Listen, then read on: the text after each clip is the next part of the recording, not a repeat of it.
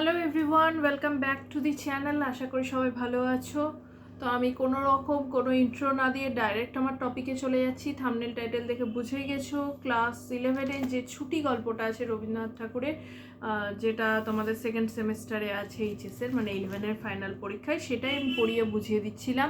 তোমরা জানো এমসিকিউ আর ছোট প্রশ্নই তোমাদের মেন সিলেবাসের উপর নির্ভর করে, এগুলোতেই তোমাদের কোয়েশ্চেনটা আসবে পুরো সিলেবাস জুড়ে। তাই টপিক বিষয়টা জানা, খুব ডিটেলে পড়া খুব জরুরি। তার জন্যই আর বরাবরই আমি সাজেস্টিভ পড়াশোনার বিরোধী, এটা যারা আমার পুরনো ব্লগ দেখো তারা জানোই। কারণ আগে, এখন তো এটা করে দিয়েছে আমি খুব হ্যাপি, কিন্তু আগেও গিয়ে ভবিষ্যতে ইন ফিউচার কাজে বলো বা বড় পড়াশোনায় আলটিমেটলি এটাই লাগে, বিষয়ের গভীরতা। ওই সাজেস্টিভ পড়াশোনাতে কিছু হয় না। তাই বিষয়টা পড়তে হবে, জানতে হবে, কিন্তু এটাও পাশাপাশি জানি শুধু তো বাংলা নয়, সমস্ত কিছুই আছে। তো সব কিছু হয়তো এত খুঁটিয়ে পড়ার একবার পড়লে তারপরে আর সময় থাকে না। তো যখন পড়তে ভাল লাগছে না তখন যদি এই ভিডিওগুলো দেখো, পড়াটা বুঝে নাও, আমার মনে হয় খুব কাজে লাগে। তাই আমি ধরে ধরে পড়াচ্ছি, চাইবো তোমরাও হয় গল্পটা এমনি যখন পড়তে ভাল লাগছে না শুনে নাও, আর যখন পারবে বইটা সামনে নিয়ে লাইন ধরে ধরে বোঝো, তাহলে সেটাতেও সুবিধা হবে। তো আগের দুটো ভিডিও যারা দেখোনি তাদের রিকোয়েস্ট থাকবে আগের দুটো দেখে এসো, কারণ এটার অর্ধেকটা আমার বোঝানো হয়ে গেছে পড়িয়ে। আজকে বাকি অর্ধেক থেকে শুরু করছি, যেটা পড়িয়েছিলাম। সুতরাং তাহার চেহারার এবং ভাবখানা অনেকটা প্রভুহীন পথের কুকুরের মতো হইয়া যায়, এতদূর পড়িয়েছিলাম। এরপর থেকে অতএব এমন অবস্থায় মাতৃভবন ছাড়া আর কোনো অপরিচিত স্থান বালকের পক্ষে নরক।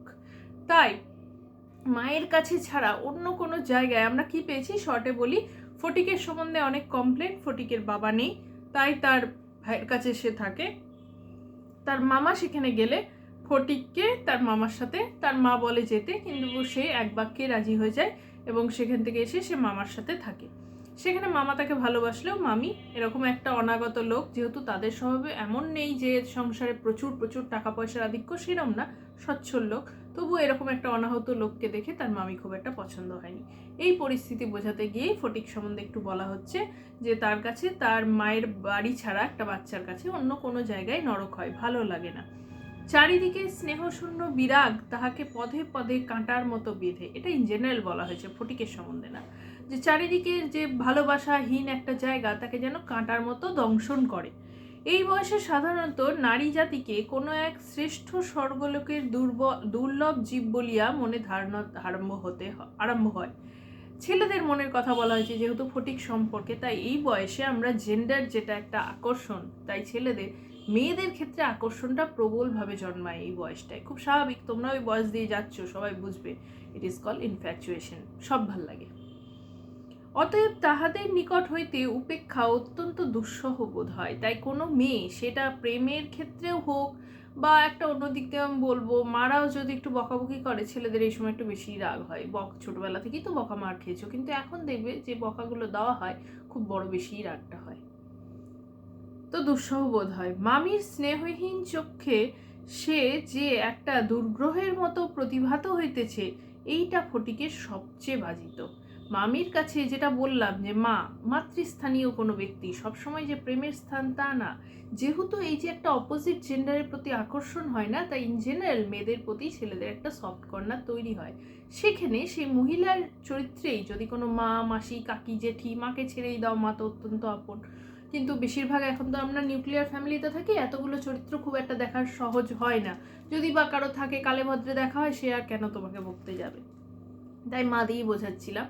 কিন্তু এখানে যেহেতু তার মামি যখনই তাকে বকছে, মানে মামা বকলে হয়তো এতটা লাগতো না, মামি বকছে, এটা খুব গায়ে লাগছে তার। মামির স্নেহহীন চক্ষে সে যে একটা হইতেছে বাজিত। মামি যদি দৈবাৎ তাহাকে কোনো একটা কাজ করিতে বলিতেন, এক সেকেন্ড, সরি, মামি যদি দৈবাৎ তাহাকে কোনো একটা কাজ করিতে বলিতেন, তাহা হইলে সে মনের আনন্দে যতটা আবশ্যক তার চেয়ে বেশি কাজ করিয়া ফেলিত।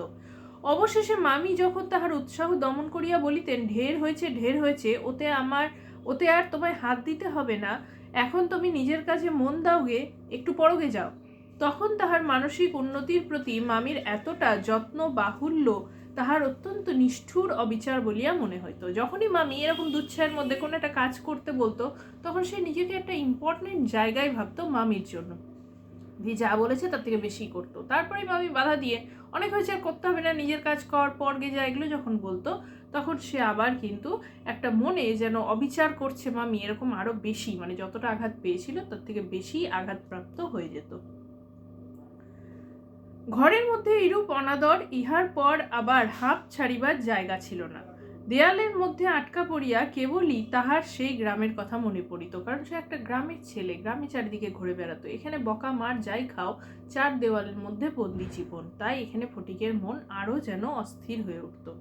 প্রকাণ্ড একটা ধাউস ঘুড়ি লইয়া বোঁ বোঁ শব্দে উড়াইয়া বেড়াবার সেই মাঠ, তাইরে নাইরে না করিয়া উচ্চৈস্বরে স্বরচিত রাগিনী আলাপ করিয়া অকর্মণ্যভাবে ঘুরিয়া বেড়াইবার সেই নদী তীর, দিনের মধ্যে যখন তখন ঝাঁপ দিয়া পড়িয়া সাঁতার কাটিবার সেই সংকীর্ণ স্রোতস্বিনী বলে নদীকে, সেই সব দলবল উপদ্রব, স্বাধীনতা এবং সর্বোপরি সেই অত্যাচারিণী অবিচারিণী মা অহর্নিশি তাহার নিরুপায় চিত্তকে আকর্ষণ করিত।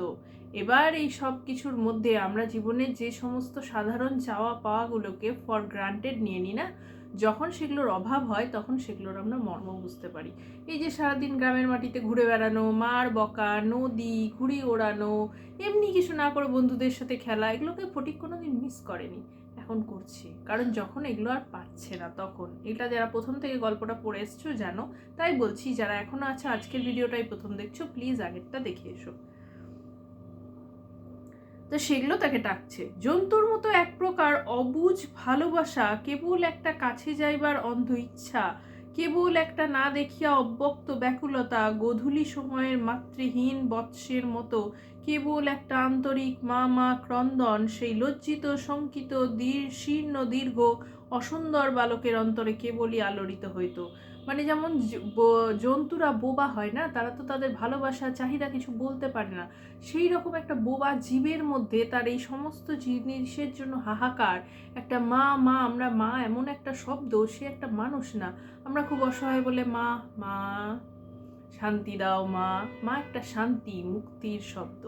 তো এই বলে যেন তার সেই বোবা জন্তুর মতো মুখে কিছু নেই, সে যেন অন্তরে অন্তরে একটা চিৎকার করে যাচ্ছে, মানে সে তার ভালো লাগছে না, সে এখান থেকে মুক্তি চাইছে। স্কুল এত বড় নির্বোধ এবং অমনোযোগী বালক আর ছিল না, কারণ সে অনেক বড় বয়সে এখানে এসছে, বড় বয়সে পড়াশোনা। একটা কথা জিজ্ঞাসা করিলে সে হাঁ করিয়া চাহিয়া থাকিত, কিছুই বুঝতো না, নির্বোধ। মাস্টার যখন মার আরম্ভ করিত তখন ভারাক্লান্ত গর্ধবের মতো নীরবে সহ্য করিত। মানে এক একটা হয়ে যায় না, দেখবে দুষ্টু বাচ্চা, মারলে সে মার খাচ্ছে, চেঁচাচ্ছে, লাফাচ্ছে, 10টা কথা বলছে, পালিয়ে যাচ্ছে, কিছুই করে না। মারলে সে গাধার মতো মার খাচ্ছে, মানে তার মধ্যে আর কিছু নেই। ছেলেদের যখন খেলিবার ছুটি হইতো তখন জানলার কাছে দাঁড়াইয়া দূরের বাড়িগুলার ছাদ নিরীক্ষণ করিত। যখন সেই দ্বিপ্রহর রৌদ্রে কোনো একটা ছাদে দুটো একটি ছেলে মেয়ে কিছু একটা খেলার ছলে ক্ষণিকের জন্য দেখা দিয়া যাইত, তখন তাহার চিত্ত অধীর হইয়া উঠিত। ও তো একটা মাঠে ঘাটে ঘুরে বেড়ানো, ঘোরাফেরা করা, খেলে বেড়ানো ছেলে, তাই ওই সবার বাড়ির ছাদ, এখানে তো আর মাঠঘাট পাচ্ছে না শহরে এসে, বাড়ির ছাদে দেখছি, যখন দেখছি দু একজন কোথাও বাচ্চা ছাদে দেখা যাচ্ছে, ওর মনটা যেন আকুল হয়ে যাচ্ছে, তাদের সাথে এক্ষুনি যেন ছুটে চলে যায়, খেলতে চলে যায়। এর জন্য একদিন অনেক প্রতিজ্ঞা করিয়া অনেক সাহসে মামাকে জিজ্ঞাসা করিয়াছিল, মামা মার কাছে কবে যাব? বলতে পারছিল না, একদিন বলে ফেলল। মামা বলিয়াছিলেন স্কুলের ছুটি হোক, কার্তিক মাসে পুজোর ছুটি, সে এখনো ঢের দেরি, স্কুলের ছুটি হলে তখন যাওয়া হবে, কিন্তু তাতে এখনো দেরি আছে। একদিন ফটিক তাহার স্কুলের বই হারাইয়া ফেলিল, হারিয়ে গেছে বই।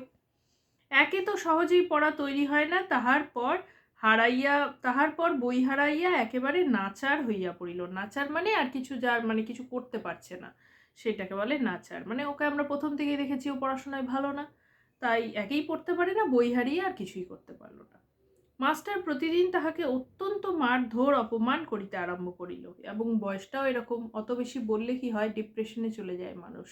কিছু বলতে গেলে তার যে বকা দিলে ভালো হবে তা না, সে নিজেকে আরো গুটিয়ে ফেলে, যেটা হওয়ার আশা ছিল সেই আশাটাও নষ্ট হয়ে যায়, যেটা ফটিকের সাথে হচ্ছে। এই যে ছুটি, অত্যন্ত গুরুত্ব আছে এই নামটার, গল্পটার সাথে, যারা পড়েছো জানো, তারা তো জানোই, কিন্তু যখন শেষ হবে না, সত্যিই তার যে ছুটিটা কত মর্মাহত ছুটি সেটা বুঝবে, মর্মান্তিক ছুটি।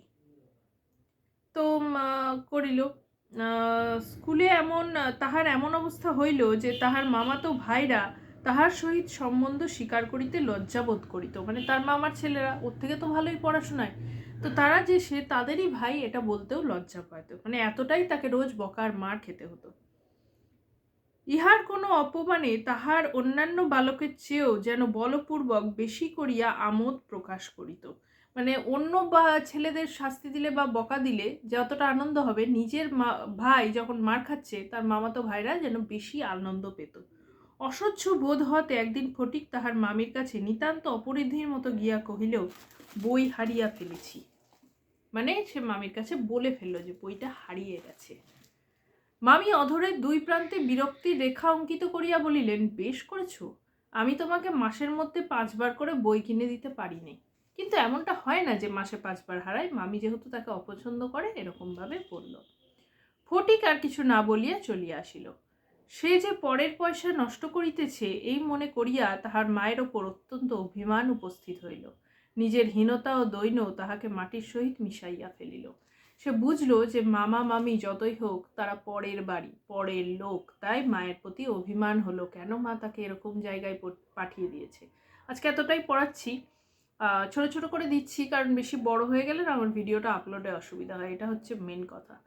যাই হোক, যেটা মেন কথা যে ছোট বয়স থেকে আমরা বাবা মা যা দেয় তাদের কাছে আবদার করি, চাই, সেটা নিই, তাকে আমরা একটা অধিকার মনে করি। অবশ্যই অধিকার, মা বাবার জিনিসে সন্তানেরই অধিকার হয়, কিন্তু সেই একই জিনিস অন্য কারো কাছে আমরা নিতে পারি না। কেউ গিফট দিল, হ্যাঁ থ্যাংক ইউ, কিন্তু সেই দাবি নিয়ে চাওয়া সেটা সম্ভব হয় না। সেটা এখন সবাই বোঝো।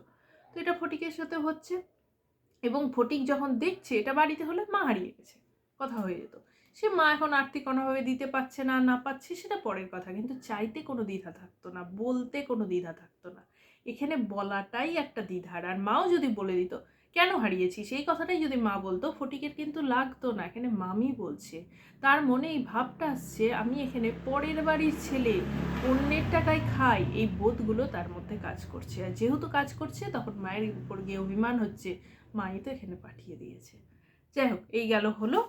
এরপর লাস্ট পার্টটা পরের একটা পার্টে এটা শেষ হয়ে যাবে। ঠিক আছে, আশা করি বুঝতে কোনো অসুবিধা হচ্ছে না, কোনো ওয়ার্ড মিনিংও আশা করি বুঝতে অসুবিধা হওয়ার কথাই নেই। আর বইটা পাশে রেখো, ওয়ার্ড মিনিং যেগুলো বলছি লিখে নিও। যেহেতু শর্ট কোয়েশ্চেন আনসার, এমসিকিউ পদ্ধতি হবে, ওয়ার্ড মিনিংও আসতে পারে, যা ইচ্ছে আসতে পারে, তাই সেগুলো পড়ার সময় খুব খুঁটিয়ে পড়তে হবে এবং লিখে রাখতে হবে। আশা করি ভিডিওটা ভালো লেগেছে। যদি ভালো লাগে প্লিজ চ্যানেলটাকে লাইক শেয়ার সাবস্ক্রাইব করো। এছাড়াও প্রচুর ভিডিও তোমাদের জন্য ক্লাস 12 আসলে পুরোটাই আগেও ছিল, যেহেতু নতুন সিলেবাস আমার সেভাবে শুরু করা হয়নি, হবে। কলেজে ভর্তি হলে, কলেজ অ্যাডমিশন, স্কলারশিপ, বাইরে পড়তে যাওয়া, বিভিন্ন জব, প্রচুর ভিডিও আপলোড হয়, হবে। দেখতে থেকো, বেল আইকনটা প্রেস করো যাতে নতুন ভিডিও দিলে নোটিফিকেশন যায়। দেখা হবে নেক্সট দিন, টাটা।